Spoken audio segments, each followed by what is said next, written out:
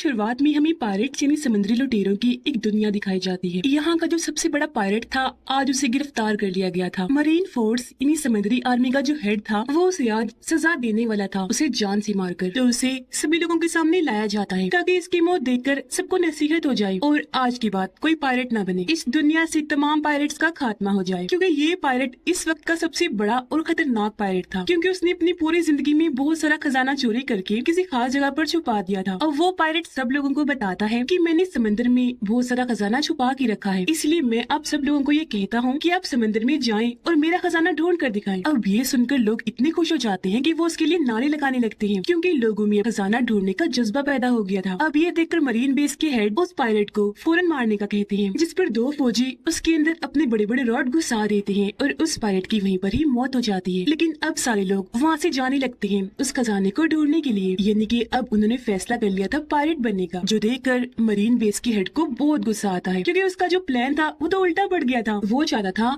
कि पायलट्स का खात्मा हो जाए, लेकिन उस पायलट के मरने के बाद अब तो बहुत सारे पायलट सामने आ गए थे और अब वो उस बड़े पायलट के खजाने को ढूंढने निकल गए। इसके बाद हमें 22 साल के बाद की कहानी दिखाई जाती है। हम एक कश्ती में कहानी के हीरो को देखते हैं जिसका नाम लूफी होता है। लूफी भी उस पायलट के खजाने को ही ढूंढने जा रहा था, क्योंकि वो समंदर का सबसे बड़ा पायलट बनना चाहता है और वो अपने सफर में काफी आगे आ चुका है। लेकिन जिस कश्ती में वो सवार था अब उसमें पानी आना शुरू हो गया था, क्योंकि वो काफी दिन से सफर कर रहा था। अब वो डूब ना जाए इसलिए जल्दी से एक ड्रम में जाकर बैठ जाता है। उसका सारा सामान पानी में तैरने लगा और वो ड्रम भी जिसमें वो छुपा हुआ था, पर यहाँ कम से कम वो डूबने से बच गया था। लेकिन फिर उसका ड्रम तैरते तैरते दो पायलट्स के जहाजों के बीच पहुँच जाता है, जिन दोनों जहाजों की आपस में लड़ाई हो रही थी। अब यहाँ बड़े शिप की कैप्टन एक औरत थी, जिसको पकड़ने के लिए मरीन बेस ने बहुत सारा इनाम रखा हुआ था। वो फिर अपने साथियों के साथ मिलकर दूसरे जहाज के लोगों पर हमला कर देती है। एक एक करके उन्हें बुरी तरह मारकर वो बंदी बना लेती है और उन्हें भी अपने शिप में ले आती है। कैप्टन के साथी भी दूसरे शिप का सामान लूटकर अपने शिप में लाने लगते हैं। ये लोग उस ड्रम को भी उठाकर अपनी शिप में ले आते हैं जिसमें लूफी छुपा हुआ था। जैसे ही रात हुई लूफी ड्रम से बाहर आ जाता है, लेकिन उसे बाहर आता हुआ एक लड़का देख लेता है जो वहाँ पर कैदी था और वो लूफी को देखकर डर जाता है, चीख मार देता है। लूफी उसके मुँह पर हाथ रखकर उसे चुप करवाता है और कहता है कि डरो मत, मैं तुम्हें कोई नुकसान नहीं पहुँचाऊंगा। जिसके बाद लूफी उसे अपने बारे में बताता है कि मैं भी एक पायलट हूँ। पर वो कैदी लड़का कहता है कि तुम पायलट नहीं लगते क्योंकि तुम अच्छे लग रहे हो। जिस पर लूफी का जवाब था कि नहीं, सारे पायलट एक जैसे नहीं होते, कुछ अच्छे भी होते हैं। अब यहाँ हमें लूफी के बचपन का सीन दिखाया जाता है और हमें पता चलता है कि उसे बचपन से पायलट बनने का शौक था। लूफी को पायलट्स का एक हीरो भी बहुत पसंद था जो खुद भी एक पायलट था और लूफी उसे सिर्फ अपना ही हीरो समझता था। अब जब पायलट हीरो अपनी टीम के साथ वापस आता है तो लूफी उसे कहता है कि प्लीज मुझे भी अपनी टीम में शामिल कर लीजिए ना। जिस पर वो जवाब देता है, बेटा तुम अभी छोटे हो, पायलट बनने के लिए भी तैयार नहीं हो, क्योंकि ये काम बहुत खतरनाक होता है। अब ये सुनकर लूफी को जोश आ गया। वो शिप की सबसे ऊंची जगह पर जाकर सबका ध्यान अपनी तरफ करता है और फिर चाकू अपने चेहरे पर घुसा कर निशान बना लेता है ताकि वो सबको दिखा सके कि मैं अब बच्चा नहीं रहा और पायलट बन सकता हूँ। कहानी वापिस से प्रेजेंट टाइम मौजूदा वक्त में आ जाती है, जहाँ ये सारी बात लूफी उस कैदी लड़के को बता रहा था। वो लड़का उससे पूछता है कि तुम पायलट बनने का सपना कैसे देख सकते हो, क्योंकि पायलट होना इतनी भी खास बात नहीं। इस पर लूफी जवाब देता है कि नहीं, पायलट होना बहुत अच्छा होता है, क्योंकि पायलट बनकर आप अपने साथियों के साथ समंदर की सैर कर सकते हैं, एडवेंचर पर जा सकते हैं और तो और पायलट्स को कोई कुछ कहता भी नहीं, वो आजाद होते हैं। इसलिए तो देखो मैं इतना खुश हूँ पायलट बनकर। कैदी लड़का कहता है मैं भी आजाद होना चाहता हूँ, लेकिन जो इस शिप के कैप्टन है उसने मुझे यहाँ पर कैद करके रखा हुआ है और वो मुझे आजाद कभी नहीं होने देगी। कैप्टन के खराटों की आवाज इतनी ज्यादा थी कि लूफी पूछता है, अरे ये क्या, ये कैसी आवाज है, क्या तुमने कोई समुद्री मॉन्स्टर पकड़ के यहाँ पे रखा हुआ है? जिस पर कैदी लड़का कहता है, अरे नहीं नहीं यार, ये तो हमारी कैप्टन के खराटों की आवाज है। अब वो कैदी लड़का लूफी को चुपके चुपके ऊपर लेकर जाता है और कहता है कि अभी सब सो रहे हैं तो तुम यहाँ से भाग जाओ। अब जब लूफी वहाँ से जा रहा था तो उनकी आहट से सब लोगों को पता चल जाता है और वो नींद से उठ जाते हैं, जिसके बाद कैप्टन भी यहाँ पर आ जाती है। अब कैप्टन को लगता है कि कैदी लड़का मुझे धोखा दे रहा था, वो भी यहाँ से भाग रहा था, इसलिए वो अपने हथियार से इन दोनों पर हमला कर देती है। वो पहले कैदी लड़के को मारती है, लेकिन लूफी आगे आकर उसके हथियार को साइड पर कर देता है, कैदी लड़के को बचा लेता है। जिसके बाद वो अकेला ही कैप्टन और उसके साथियों से लड़ने लगता है। हालांकि कैप्टन के साथी उस पर गोलियां चलाते हैं, लेकिन एक भी गोली लूफी का कुछ बिगाड़ नहीं पाती। ये देखकर कैप्टन को गुस्सा आ जाता है और वो अपना भारी हथियार उठाकर लूफी की पेट पे जोर से मारती है। लेकिन हैरत, यहाँ पर लूफी अपने जिस्म को लचकदार बनाकर खींचता है और ऐसे उसकी वार से बच जाता है। ये देखकर कैप्टन काफी हैरान रह जाती है कि इसने अपने जिस्म को लचकदार कैसे कर लिया। और फिर तभी लूफी अपने हाथों को भी लंबा लंबा लचकदार बनाकर शिप की दूसरी साइड पर चला जाता है। तब कैप्टन भी वहाँ पर आ जाती है। वो दोबारा से अपने हथियार से उस पर हमला करती है, लेकिन लूफी पीछे हट जाता है और तब शिप का व्हील टूट जाता है और वहाँ पर आग लग गई। सारी सूरत हाल को देखकर कैप्टन आग बबूला हमला हो जाती है। उसे कैदी लड़की पर गुस्सा आ रहा था, इसलिए वो अपने हथियार से अब उस पर हमला करती है। लेकिन तभी सामने आ गया लूफी। हथियार उसके सर पर लगा, उसका सर कुचला गया, लेकिन हैरत उसे कुछ भी नहीं हुआ। जिसके बाद लूफी अपनी सबसे खतरनाक मूव यानी मारने का जो उसका सबसे अच्छा तरीका था वो उसका इस्तेमाल करता है। अपना हाथ लंबा लचकदार बनाकर बड़ा सा मुक्का बनाता है और उसी वो कैप्टन पर हमला करता है, जिससे यहाँ वो कैप्टन समुद्र में दूर जाके गिरती है और उसका काम तमाम। अब वो सारे लोग लूफी की ताकतों को देखकर काफी हैरान भी हो जाते हैं और डर भी जाते हैं, इसीलिए हार मान ली थी उन्होंने। अब लूफी तो अपने कारनामों से बहुत खुश था और वो कैदी लड़के को लेकर यहाँ से जाने वाला था। अब हम एक तलवारबाज को देखते हैं जिसका काम होता है पायरेट्स को पकड़कर मारना। अब तब यहाँ एक आदमी आया जो वॉरियर था यानी कि योद्धा। वो तलवारबाज को अपने साथ शामिल होने का कहता है, लेकिन वो साफ साफ मना कर देता है। इनकार सुनकर वॉरियर तलवारबाज से लड़ने लगा। अब वो बहुत अच्छा तलवारबाज था। वो तेजी तेजी से अपनी तलवारें हिलाकर वॉरियर से लड़ता है और फिर एक मौके पर बड़ी आसानी से अपनी तलवारों का इस्तेमाल करते हुए वो वॉरियर को काटकर उसके 2 हिस्से कर देता है और इस तरह तलवारबाज ये लड़ाई जीत गया। लूफी और कैदी लड़का उस शिप से निकल चुके थे और अब वो एक छोटी कश्ती में आगे बढ़ रहे थे। अब क्योंकि उसने लूफी की और लूफी ने उसकी जान बचाई थी, इसलिए उन दोनों की दोस्ती हो जाती है। कैदी लड़का तो पहले उसकी ताकतें देखकर काफी हैरान था, इसलिए वो लूफी से पूछता है कि तुम्हारे पास ये लचकदार होने की ताकत कहाँ से आई? जिस पर वो बताता है कि बचपन में जब पायरेट हीरो ने मुझे अपनी टीम में शामिल करने से मना कर दिया था ना, तो तब मैंने गुस्से में आकर एक खास किस्म का फ्रूट खा लिया था, जिसके बाद से ही मुझे ये लचकदार होने की ताकत मिली। क्योंकि पायरेट हीरो ने जब मेरा हाथ पकड़ा तो मैं वहाँ से आगे बढ़ गया और मेरा हाथ लंबा होकर लचकदार बन गया। फिर कैदी लड़का पूछता है कि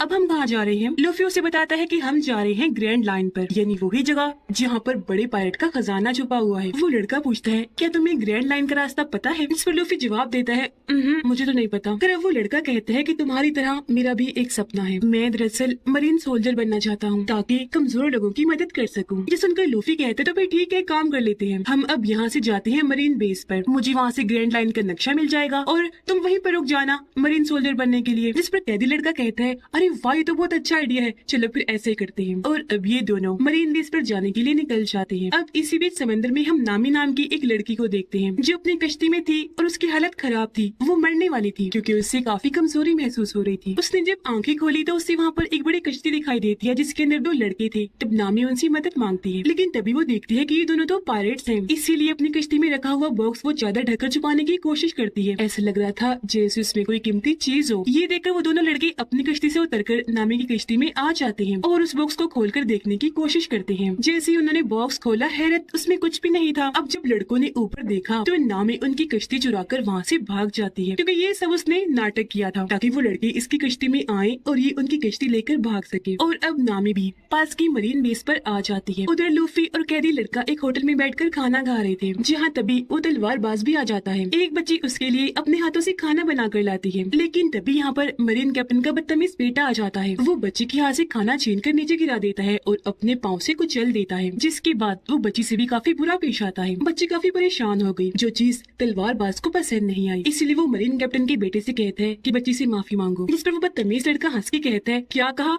मैं इस बच्ची से माफी मांगू? कभी नहीं हो सकता। ये कहकर वो तलवार निकाल लेता है, जो देखकर तलवारबाज भी अपनी तलवार निकाल लेता है। सिर्फ 1-2 वार करके ही उसे हरा देता है। ये देखकर कुछ और लोग भी तलवारबाज की तरफ आते हैं उसे लड़ने के लिए, लेकिन एक को वो टांग मार के ही गिरा देता है, एक का सर टेबल पर देकर मारता है और 2 की बाजुएं पकड़कर उन्हें तोड़ देता है और साइड में फेंक के मारता है। एक को वो पकड़कर ऐसे घूमता है कि उसे जोर से टांग मारता है। तभी यहाँ पर नामी भी आ जाती है। वो भी एक आदमी का सर टेबल पर देखकर मारती है और उसे जख्मी कर साइड में उठाकर ले जाती है। अब कैदी लड़का काफी डरा हुआ था, टेबल के नीचे छुपकर ये सब कुछ देख रहा था, जबकि लूफी इस लड़ाई को काफी एंजॉय कर रहा था। तलवारबाज ने सभी मरीन सोल्जर्स को मार दिया था, जिसके बाद वो पकड़ता है मरीन कैप्टन के बेटे को। उसे जान से मारने ही वाला था कि तभी वो लड़का कहता है कि प्लीज तुम मुझे छोड़ दो, मैं कैप्टन का बेटा हूँ, तुम जो मांगोगे वो तुम्हें दे देंगे। अब ये सुनकर तलवारबाज उसे फिलहाल के लिए छोड़ देता है और उसके डैड मरीन कैप्टन के पास आता है अपना इनाम लेने, क्योंकि उसकी ड्यूटी पायरेट्स को मारने की भी थी। लेकिन मरीन कैप्टन कहते हैं कि पहले तुम्हें मुझे इनाम देना होगा, जो है कि तुम्हें 7 दिन के लिए मेरे पास कैद रहना होगा। जिस पर तलवारबाज कहते हैं अच्छा, अगर तुमने मुझे कैद करने की कोशिश की तो सबसे पहले तुम्हारा बेटा मरेगा। अब ये सुनकर मरीन कैप्टन का बेटा भड़क जाता है और अपने डैड को कहता है डैड या क्या करे हैं, पैसे दे दे इसको। लेकिन उसके डैड उसे ही मुक्का मारकर दूर फेंक देते हैं। अब मरीन कैप्टन तलवारबाज को कहता है कि तुम्हारी इस हरकत के बाद कोई भी मरीन बेस तुम्हें इनाम नहीं देगा, फिर चाहे तुम जितने मर्जी पायरेट्स को मार लो। अब तुम्हारे पास 2 रास्ते हैं, या तुम हमारे साथ काम करो या फिर मेरे पास 7 दिनों के लिए कैद हो जाओ। इस पर तलवारबाज कहता है कि मैं तुम्हारे साथ काम तो नहीं करूंगा, लेकिन हाँ 7 दिनों के लिए कैद हो जाता हूँ। और अब उसे पकड़कर कैद कर लिया जाता है, उसे बांध दिया जाता है। अब अगले ही दिन लूफी भी यहाँ पर आ जाता है ग्रैंड लाइन के नक्शे को चुराने के लिए। लूफी ऊपर छोटे से रास्ते से आया था। वो जब देखता है कि तलवारबाज को वहाँ पर बांधा हुआ है तो वो उसकी रस्सियां खोलकर उसे आजाद कर देता है और जिस रास्ते से आया था वहाँ से ही वापस चला जाता है। उधर नामी एक मरीन ऑफिसर की यूनिफॉर्म चुराकर उसे पहनकर अंदर घुस जाती है क्योंकि वो भी यहाँ पर ग्रैंड लाइन का नक्शा ही चुराने आई थी। लेकिन जब वो नक्शा ढूंढ रही थी तो तब दो मरीन ऑफिसर अंदर आ जाते हैं और उसे पहचान लेते हैं कि नामी कोई मरीन ऑफिसर नहीं है बल्कि इसने तो सिर्फ वर्दी ही पहनी हुई है, इसलिए वो उस पर हमला कर देते हैं। लेकिन वो भी जल्दी से आगे बढ़ी। मेल ऑफिसर को तो वो अपनी टांग में ही लपेट कर नीचे गिरा देती है और रोड से फीमेल ऑफिसर पर हमला करके उसका भी काम तमाम कर देती है। इतनी ही देर में छत तोड़कर यहाँ पर लूफी भी आ जाता है क्योंकि उसने सारी बात सुन ली थी और अब इन दोनों को ही पता चल गया था कि हम यहाँ पर ग्रैंड लाइन का नक्शा चुराने आए हैं। अब लूफी मरीन कैप्टन की ऑफिस जाने लगता है क्योंकि ग्रैंड लाइन का नक्शा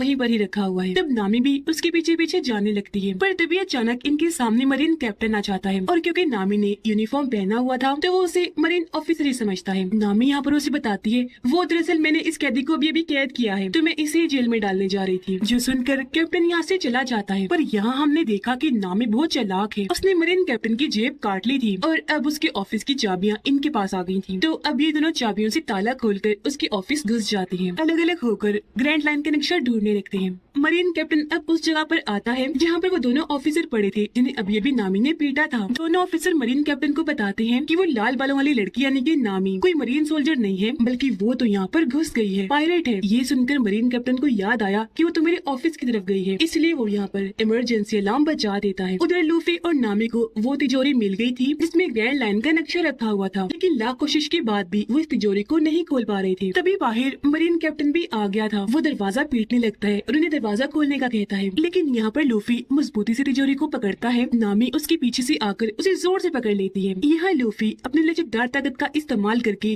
खींचकर अपनी बाजुओं को लंबा करता है और ऐसे दोनों कूदकर वहाँ से बाहर आ जाते हैं तिजोरी के साथ। ये दोनों सही सलामत यहाँ पर आ गए थे, लेकिन तभी मरीन ऑफिसर यहाँ पर आकर इन्हें चारों तरफ से घेर लेते हैं। पर यहाँ लूफी और नामी बड़ी बहादुरी से उनका सामना करते हैं। लूफी अपने मुक्कों से उन्हें दूर करता है जबकि नामी रॉड से मार मार कर उन्हें ढेर करती जाती है। और फिर तभी तलवारबाज भी यहाँ पर अपनी तलवारें लेकर आ जाता है। वो देखता है कि लूफी और नामी ये तो दोनों बच्चे हैं और उनसे पिट रहे हैं, इसलिए वो भी उनकी मदद करने इस लड़ाई में कूद पड़ता है। जैसे एक सोल्जर उसे मारने के लिए आगे बढ़ा, वो टांग मारकर उसे साइड में कर देता है और फिर कूदकर एक ऑफिसर के ऊपर गिरता है। दूसरे को वो तलवार से मारकर साइड पर करता है और ऐसे ये तीनों ही सभी मरीन सोल्जर्स को मार देते हैं। ये तीनों अभी खड़े ही थे कि तभी यहाँ पर मरीन कैप्टन आ जाता है। वो इनसे लड़ने ही आया था क्योंकि उसके हाथ पर ब्लेड वाला हथियार लगा हुआ था जिससे वो इन पर हमला कर देता है। लेकिन तभी सामने आए लूफी और तलवारबाज जो उससे लड़ने लगते हैं। हालांकि तलवारबाज अपनी दो तलवारों से उससे लड़ रहा था, लेकिन मरीन कैप्टन बहुत बहादुर था, वो उस पे भारी पड़ता जा रहा था, तो इसलिए तलवारबाज को अपनी तीसरी तलवार भी निकालनी पड़ती है। यहाँ लूफी भी अपनी लचकदार ताकत का इस्तेमाल करके अपना बाजू लंबा करके उसका सामना करता है, लेकिन मरीन कैप्टन उसका हाथ भी आसानी पकड़ लेता है। अब तलवारबाज अपनी तीसरी तलवार को मुंह में रखता है और दो तलवारों से कैप्टन से लड़ने लगता है। एक तलवार उसने जैसे कैप्टन को मारी वो उछलकर दूर जाके गिरता है और अब यहाँ लूफी भी अपने खास मूव का इस्तेमाल करता है, यानी कि बाजू को लंबा सा करके बड़ा सा मुक्का बनाकर कैप्टन के मुंह पर देकर मारता है, जिससे वो भी दूर जाके गिरता है और वही ढेर हो गया। और अब आखिरकार वो यहाँ पर मरीन आर्मी और मरीन कैप्टन से बच गए थे, जिस वजह से ये बहुत खुश थी।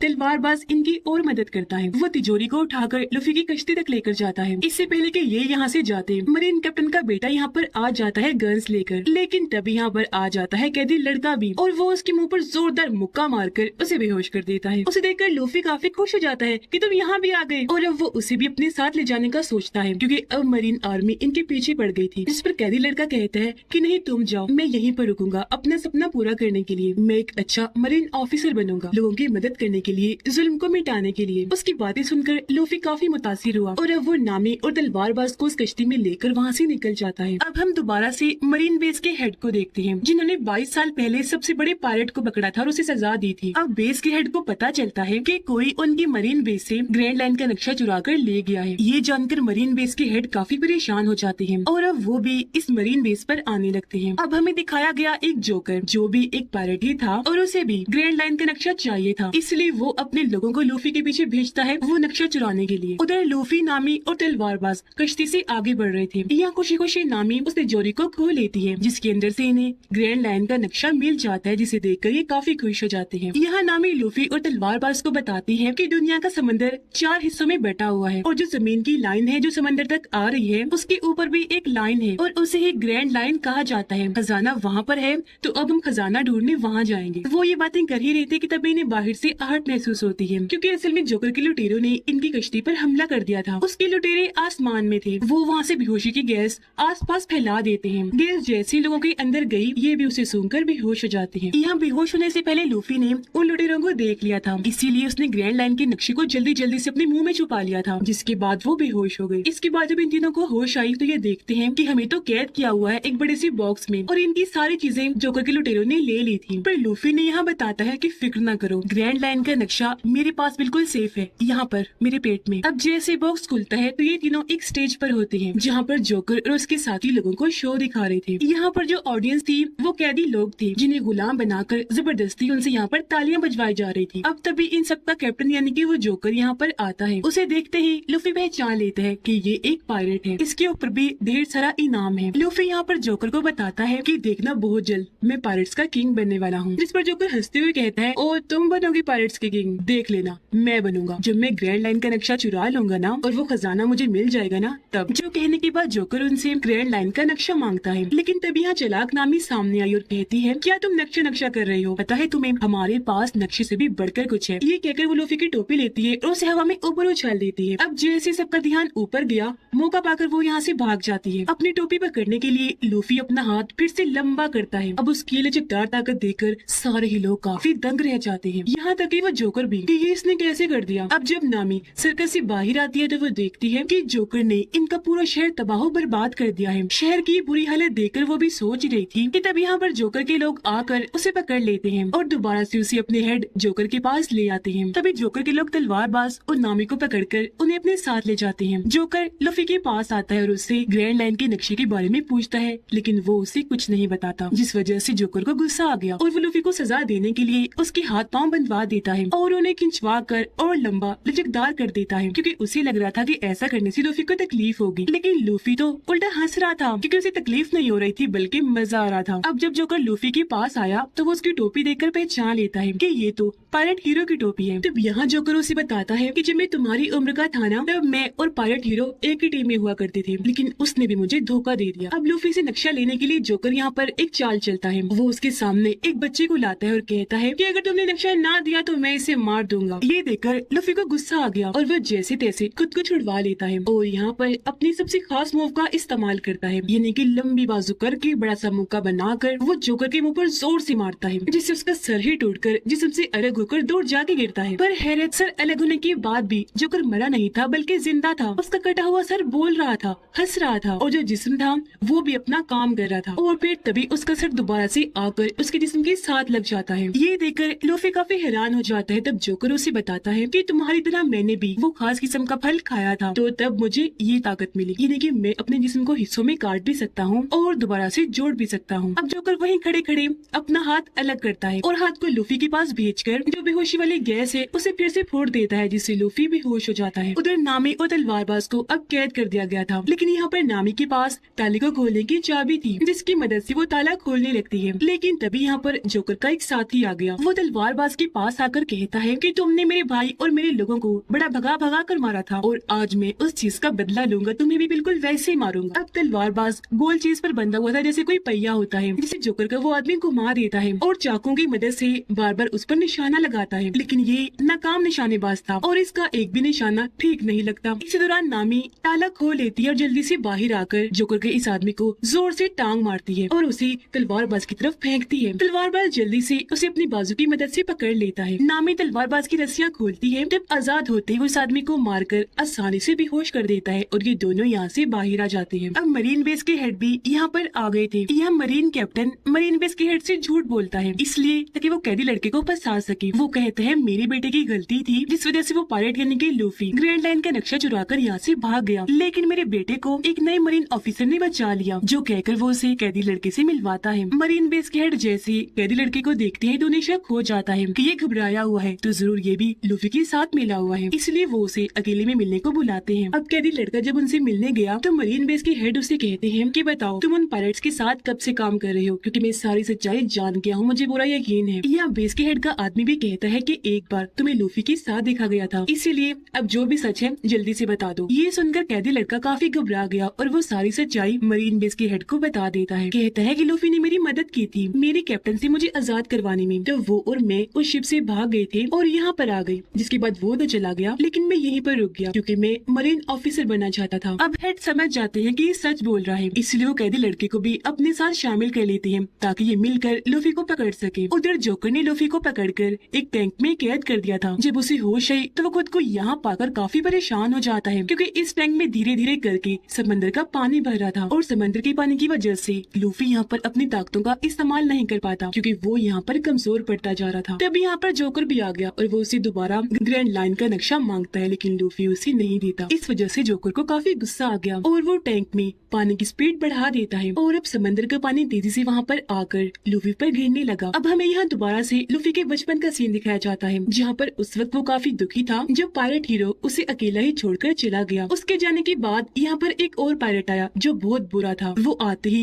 लूफी को पकड़कर उसे मारने लगता है, परेशान करने लगता है। लेकिन ठीक इसी वक्त पर यहाँ पर पायलट हीरो दोबारा आ गया। उसने जब देखा कि लूफी के साथ ये ऐसा सलूक कर रहे हैं तो उसने एक एक करके उस पायलट के सभी साथियों को मारकर ढेर कर दिया। लेकिन तब तक वो बुरा पायलट लूफी को लेकर कश्ती में बिठाकर समंदर में आ गया। पर तभी यहाँ पर एक बहुत बड़ा समुद्री मॉन्स्टर आकर इनकी कश्ती पर हमला कर देता है जिससे इनकी कश्ती पलट गई और ये दोनों समंदर में जाके गिरते हैं। डूबने की वजह से उस बुरे पायलट की तो वहीं पर मौत हो जाती है। इससे पहले कि लूफी भी पानी में डूबकर मरता, यहाँ पर पायलट हीरो आकर उसकी जान बचा लेता है। जिसके बाद वो समुद्री मॉन्स्टर दोबारा से ऊपर आया इन पर हमला करने के लिए। वो अपना बड़ा सा मुंह खोलकर लूफी को खाने ही वाला था कि तभी सामने पायलट हीरो आकर उसे बचा लेता है। मॉन्स्टर ने जैसे अपना मुंह बंद किया, पायलट हीरो मॉन्स्टर की आंखों में आंखें डालकर देखने लगता है। इससे मॉन्स्टर काफी डर गया और वहाँ से वापस भाग जाता है। लेकिन लूफी देखता है कि उस मॉन्स्टर ने पायलट हीरो का एक बाजू खा लिया है जिससे छोटे लूफी को बहुत दुख हुआ। तो अब यहाँ पर लूफी को एहसास हो गया कि वाकई अभी मैं बच्चा हूँ, पायलट बनने के लायक नहीं हूँ। अब पायलट हीरो यहाँ से जाने वाला था। जाते जाते वो लूफी को अपनी टोपी देता है जो लूफी के पास उसकी आखिरी निशानी थी, जिसे प्रेजेंट टाइम में जोकर लूफी के सामने ही खराब कर रहा था। पर वो अपनी टोपी बचाने के लिए कुछ कर नहीं सकता था क्योंकि पानी भरने से वो टैंक में डूबता जा रहा था। पर इस वजह से उसे बहुत गुस्सा था। इतनी ही देर में यहाँ पर नामी और तलवारबाज भी आ गई। नामी रोड को टैंक पर देकर मारती है जिससे टैंक पर दरारें पड़ जाती हैं। लूफी भी तब तक पानी में बेहोश हो गया था। अब उन दोनों को देखकर जोकर काफी घबरा गया, आसपास अपने साथियों को देखने लगता है ताकि मदद के लिए बुला सके। लेकिन नामी और तलवारबाज ने तो पहले ही उसके साथियों का काम तमाम कर दिया था। दरारें काफी गहरी हो गई थी, इसलिए टैंक टूटता है और पानी के बहाव के साथ लूफी बाहर आ जाता है। उसे तब तक होश भी आ गई थी और यहाँ अब उसके मुंह से ग्रैंड लाइन का नक्शा भी बाहर निकल कर आ जाता है। अब लूफी के सामने दो चीजें पड़ी हुई थी, नक्शा और उसकी टोपी। क्योंकि उसकी टोपी ज्यादा जरूरी थी इसीलिए वो उसकी तरफ ही बढ़ता है। लूफी टोपी उठाता है जबकि जोकर वो नक्शा उठा लेता है जिसे देखकर वो काफी खुश हो रहा था। ये देखकर तलवारबाज उस पर तलवार से हमला करता है। तलवारबाज ने उसका गला काटा था लेकिन अपनी ताकत से वो गला दोबारा जोड़ लेता है और उन्हें ही अपनी ताकतें दिखाने लगता है। यानी कि उनकी आंखों के सामने वो अपने जिस्म के हिस्से काट कर दोबारा से जोड़ने लगता है और फिर वो अपने जिस्म के बहुत सारे टुकड़े करके उनसे नामी और तलवारबाज पर हमला करवा देता है। हालांकि नामी और तलवारबाज उसके जिस्म के टुकड़ों से लड़ रहे थे लेकिन वो इन पर भारी पड़ रहा था। ये देखकर लूफी को जोकर पे काफी गुस्सा आया, इसलिए वो भी उठा उसे लड़ने के लिए। वो यहाँ पर अपने स्पेशल मूव का इस्तेमाल करता है, अपना मुक्का उसके पेट के आर पार कर देता है। लेकिन इससे भी जोकर को कुछ नहीं होता और अब वो लूफी पे भी भारी पड़ता है। जोकर का कटा हुआ हाथ आकर लूफी की गर्दन को पकड़ लेता है और उसका गला दबाने लगता है। लूफी ने जब साइड पर देखा तो वहाँ पर बहुत सारे बॉक्सेस पड़े हुए थे जिन्हें लूफी नामी को दिखाता है और अपना सारा प्लान समझाता है। जिसके बाद लूफी और तलवारबाज बारी बारी करके जोकर के जिस्म के टुकड़ों को बॉक्सेस की तरफ फेंकते हैं और नामी जल्दी से रॉड की मदद से उन्हें कैद करती रहती है। इस वजह से जोकर के पास अब जिस्म के बहुत थोड़े हिस्से रह गए थे और अब वो काफी छोटा हो गया था। और अब यहाँ पर लूफी अपनी खास ताकत का इस्तेमाल करता है। वो अपने दोनों बाजों को लंबा करके बड़े बड़े हाथ बनाता है, दोनों हाथों से एक साथ उस पर हमला करके उसे वहाँ से उड़ा देता है। जिसके बाद लूफी वो नक्शा नामी को दे देता है क्योंकि अब उसे इन दोनों पर भी यकीन हो गया था और ये अच्छे दोस्त बन गए थे। अब ये तीनों मिलकर वहाँ पर कैद लोगों को आजाद करवाते हैं जिन्हें ऑडियंस बनाकर वहाँ पर बिठाया गया था। उधर मरीन बेस के हेड ने मरीन कैप्टन को गिरफ्तार कर लिया था और उन्हें वहाँ पर बांध दिया था क्योंकि हेड जान चुकी थी कि एक अच्छा मरीन कैप्टन नहीं है, ये बहुत ही बुरा है और बहुत नाइंसाफी करता है, बेहद जालिम भी है। अब मरीन बेस के हेड ये फैसला करते हैं कि अब मैं खुद अपनी नई मरीन आर्मी बनाकर लूफी को पकड़ने के लिए निकलूंगा। उनकी नई मरीन आर्मी सामने खड़ी हुई थी जिनमें कैदी लड़का और मरीन कैप्टन का बेटा भी शामिल था जिसकी फौरन ही बाद ये लूफी को पकड़ने के लिए समंदर में निकल जाते हैं। उधर लूफी सबको आजाद करवाकर अपने दोनों साथियों नामी और तलवारबाज को लेकर कश्ती में बैठकर वहाँ से निकल जाता है। अब तभी नामी अकेले में जाती है और किसी को कॉल करके बताती है कि ग्रैंड लाइन का नक्शा मेरे पास आ गया है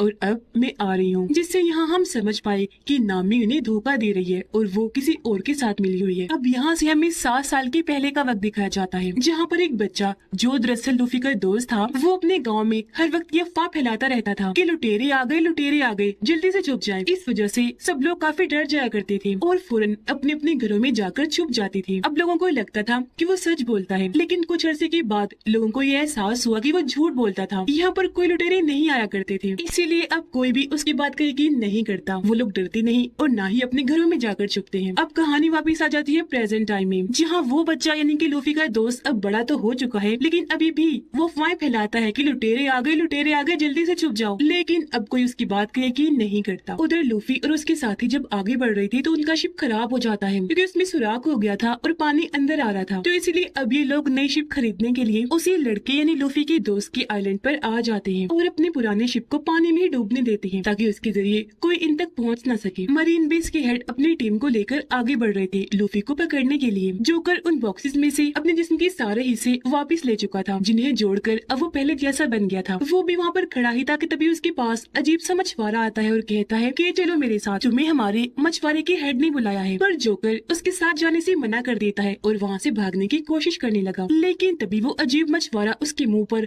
जोरदार मुक्का मारता है, जिससे जोकर वहीं पर बेहोश हो जाता है। तब मछुआरा उसे उठाकर अपने साथ ले आया। उधर लूफी इस आइलैंड पर फिर रहा था और अपने लिए नई शिप की तलाश कर रहा था, जहाँ पर एक शिप उसे पसंद आ भी जाती है। वो जब उसे पास से देखने गया तो इस शिप में लूफी का वही दोस्त था जो बचपन में अफवाहें फैलाया करता था। यहाँ वो लूफी से मिलता है और उसे बताता है कि मैं ही इस शिप की देखभाल करता हूँ, अगर तुम्हें ये शिप चाहिए तो चलो मैं तुम्हें अपने दोस्त से मिलवाने ले चलता हूँ, क्योंकि ये शिप उसकी है, बल्कि शिप ही तो क्या पूरा आइलैंड ही उसका है। जो सुनकर लूफी, नामी और तलवारबाज उससे मिलने के लिए तैयार हो गए और अब लूफी का दोस्त उन तीनों को अपने दोस्त से मिलवाने ले जाता है उसके घर पर, जहाँ उसका घर हम देखते हैं बहुत शानदार खूबसूरत था, क्योंकि वो लड़की बहुत अमीर थी। जिसके बाद वो लड़की अंदर से निकलकर बाहर आती है, उसके साथ उसका दोस्त भी था। लड़की के साथ उसका दोस्त भी था जिसका नाम क्लाडोर था। अब इस अमीर लड़की की कल 28वीं बर्थडे थी, यानी कल वो 18 साल की हो जाएगी। तो उसका दोस्त यहाँ पर आकर उसे पहले ही हैप्पी बर्थडे विश कर देता है। वो फिर अमीर लड़की से लूफी, नामी और तलवारबाज को भी मिलवाता है, ये कहकर कि ये तीनों भी मेरे साथी हैं। तब अमीर लड़की उस लड़की यानी लूफी के दोस्त को कहती है कि आज रात तुम और तुम्हारे ये साथी यहीं पर रुक जाओ हमारे साथ रात का खाना खाने के लिए। यहाँ पता चला कि अमीर लड़की की मॉम डैड मर चुके हैं और अब वो इस घर में बिल्कुल अकेली रहती है, इसलिए उसका दोस्त क्लाडोर और नौकर ही उसकी देखभाल करते हैं। अब वो अमीर लड़की जब अकेली बैठी थी तो खुफिया रास्ते से वो लड़का यानी लूफी का दोस्त उसके पास आता है। बर्थडे गिफ्ट के तौर पर वो उसे समंदर से लाया हुआ मोती देता है और उसे खुश करने के लिए यह बड़ी बड़ी बातें करता है कि मैं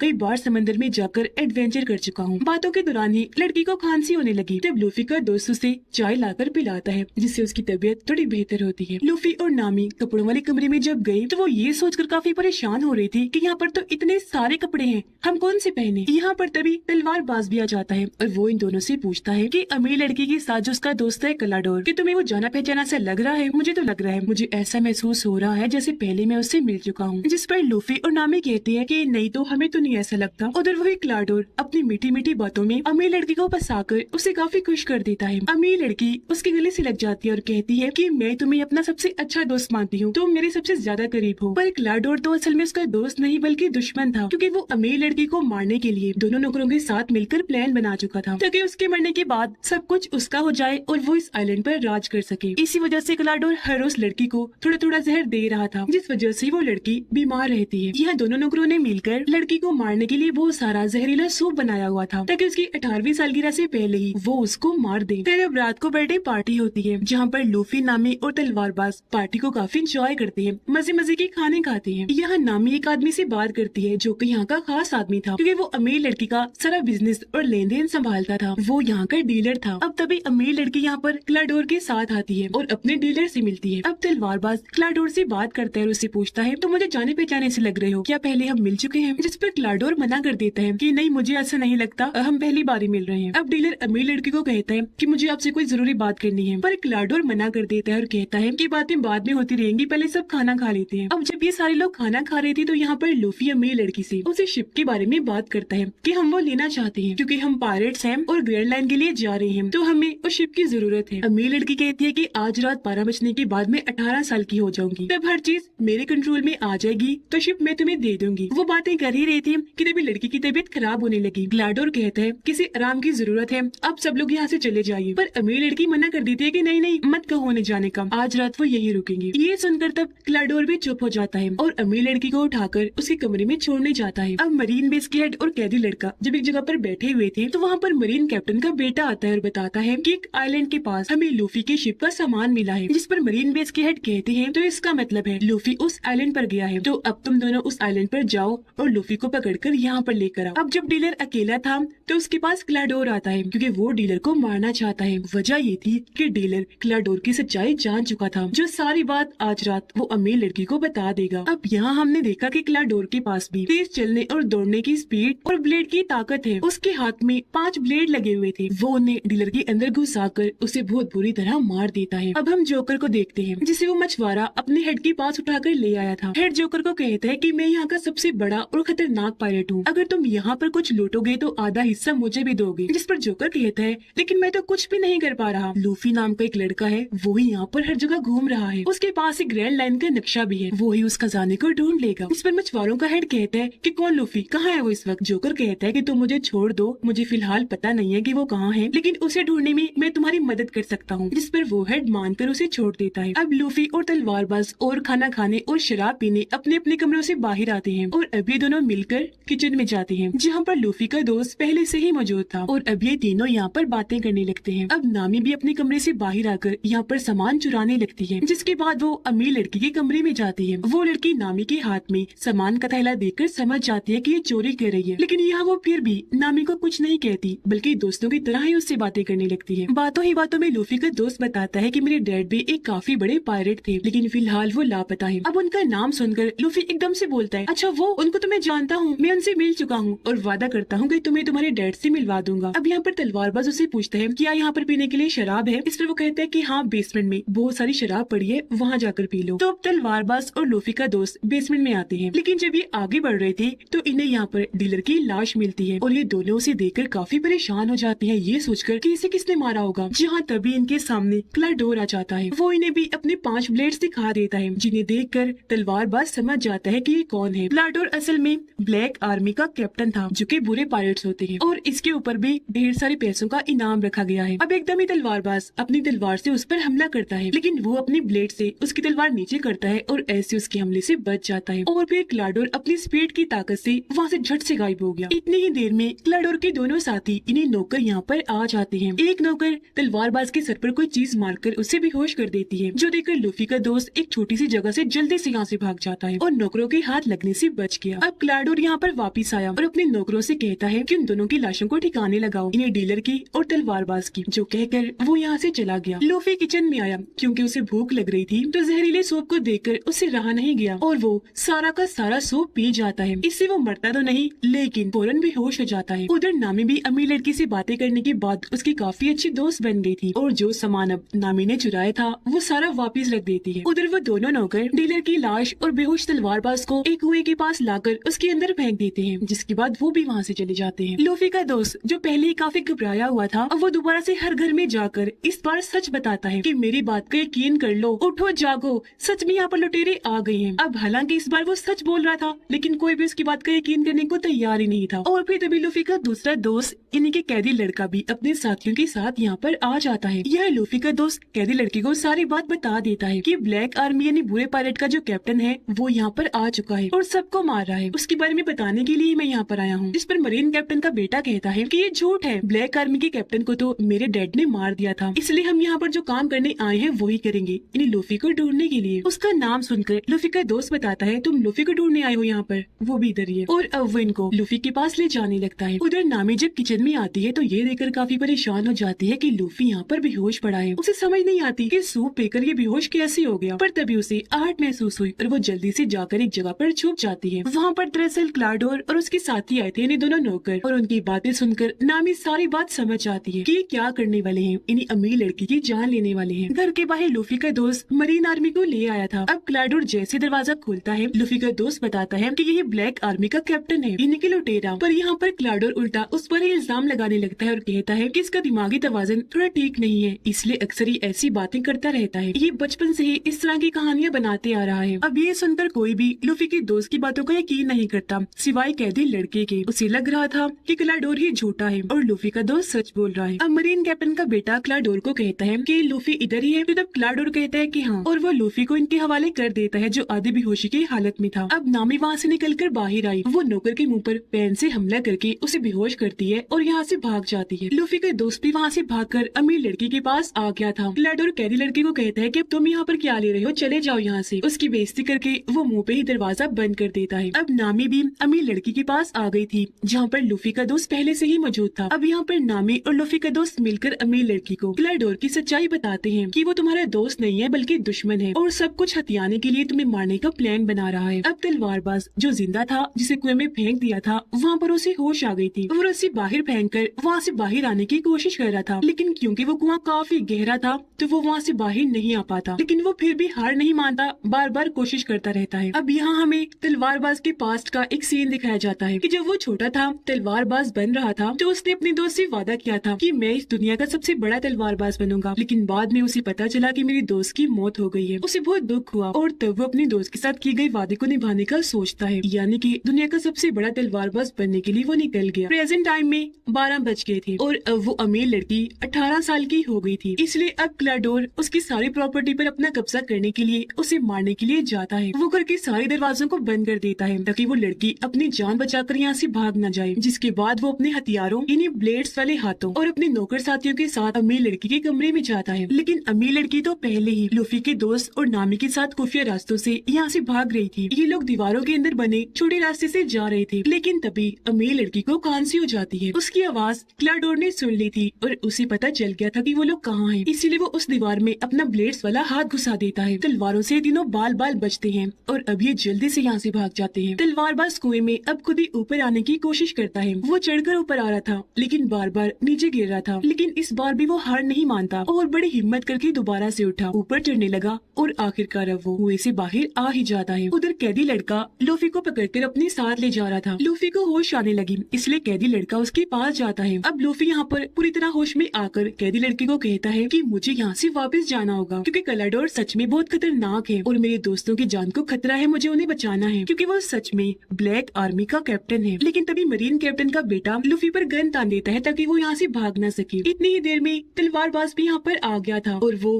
उसके सभी साथियों को मार देता है। फिर वो मरीन कैप्टन के बेटे को जोरदार मुक्का मारता है जिससे वो वहीं बेहोश होकर गिर जाता है। जिसके बाद लूफी और तलवारबाज अपने साथियों को बचाने के लिए निकल जाते हैं। घर में वो तीनों यानी कि अमीर लड़की, लूफी का दोस्त और नामी एक पुराने कमरे में आकर छुप जाते हैं। लेकिन तभी क्लाडोर भी यहाँ पर आ जाता है। उसे शक था कि वो यहीं पर है, इसलिए वो उन्हें ढूंढने लगता है। इसी दौरान लूफी और तलवारबाज भी जैसे तैसे घर का एक रास्ता खोलकर अंदर आ ही जाते हैं। लूफी जाता है ऊपर और तलवारबाज दूसरी साइड पर। तलवारबाज के सामने क्लाडोर के दोनों नौकर साथी आ जाते हैं तो वो जल्दी से अपनी तलवार पकड़कर उनसे लड़ने लगता है। अमीर लड़की और नामी जैसे ही बाहर आई, क्लाडोर जल्दी से आगे आकर उन्हें पकड़ लेता है। वो उन्हें बस मारने ही वाला था कि तभी लूफी का दोस्त अपने हथियार से उस पर निशाना लगाता है, लेकिन इस बार भी वो बच जाता है। क्लाडोर को कुछ नहीं होता। अब क्लाडोर फुल स्पीड के साथ उसके पास आया और उस पर हमला करके उसे दूर फेंक देता है। फिर वो अमीर लड़की और नामी के पास आया, उसने अपना ब्लेड्स वाला हाथ ऊपर उठाया अमीर लड़की को मारने के लिए, लेकिन तभी पीछे लूफी आ गया जिसने अपना हाथ लचकदार बना के लंबा करके उसे पकड़ लिया और ऐसे अमीर लड़की को बचा लिया। जिसके बाद अब लूफी क्लाडोर से लड़ने लगता है। लचकदार ताकत का इस्तेमाल करके उसे उठा कर मार रहा था, पर क्योंकि क्लाडोर काफी खतरनाक और ताकतवर था इसलिए लूफी ज्यादा देर तक उसका मुकाबला नहीं कर पाता। क्लाडोर बहाने से काफी बार लूफी पर हमला करता है जिस वजह से लूफी को अब थोड़ा रुकना पड़ता है, लेकिन फिर मौका पाकर लूफी उसके मुंह पर जोरदार मुक्का मारता है और वो दूर जाके गिरता है। तलवारबाज भी दोनों नौकरों से लड़कर उन्हें खूब मारा था। एक पर वो तलवार से ऐसे हमला करता है कि सीढ़ियों से नीचे फेंक देता है और ऐसे वो इन पर भारी पड़ रहा था। उधर क्लाडोर भी अब आमने सामने आकर लूफी से लड़ता है और अपनी ब्लेड से उसे दूर फेंक के मारता है, लेकिन इसका असर लूफी पर ज्यादा नहीं होता। वो बड़े आराम आराम से बार बार बच रहा था। अब यहाँ पर लूफी अपनी सबसे खास मूव का इस्तेमाल करता है। वो लचकदार ताकत का इस्तेमाल करके अपनी गर्दन को लंबी करता है और उससे क्लाडोर पर हमला करके बाहर फेंक के मारता है। लेकिन तलवारबाज भी उसके दोनों साथियों को हराकर बंदी बना लेता है, यानी कि इन्होंने उन तीनों को ही पकड़ लिया था। अब इस तरह इन सभी दोस्तों ने उनसे लड़ाई की, उन्हें हराया और इन सब की ही जान बच गई। लेकिन नामी कहती है हमें जल्दी से यहाँ से निकलना चाहिए, क्योंकि मरीन आर्मी जान चुकी है कि हम यहाँ पर हैं और हमें पकड़ने वो यहाँ पर आती ही होगी। पर क्योंकि भागने के लिए इनके पास कोई शिप नहीं था, इसलिए अमीर लड़की इन्हें वही वाला शिप दे देती है। अब यहाँ पर अफवाह वाला लड़का यानी लूफी का दोस्त भी इनके साथ सफर में जाने के लिए तैयार हो जाता है और अब ये चारों उस शिप में बैठकर इस आइलैंड से निकल जाते हैं। हम देखते हैं कि क्लाडोर भी मरा नहीं था बल्कि जिंदा बच गया था और वो भी कश्ती में बैठकर इस आइलैंड से निकल चुका था। कैदी लड़का वापस आ गया था, जहाँ वो मरीन बेस के हेड से माफी मांगता है कि प्लीज मुझे माफ कर दीजिए, मैंने बहुत कोशिश की पर मैं लूफी को पकड़कर नहीं ला पाया। हेड उससे कहती है कि परेशान मत हो, तुमने कोशिश भी की और अपना काम भी पूरा कर दिया, तुम उन लोगों को आइलैंड से बाहर ले आए यही बहुत है, अब हम उन्हें पकड़ लेंगे। वो ऐसा इसलिए कह रहा था क्योंकि अपनी दूरबीन से वो लूफी के शिप को देख पा रहा था। और अब मरीन बेस के हेड कहते हैं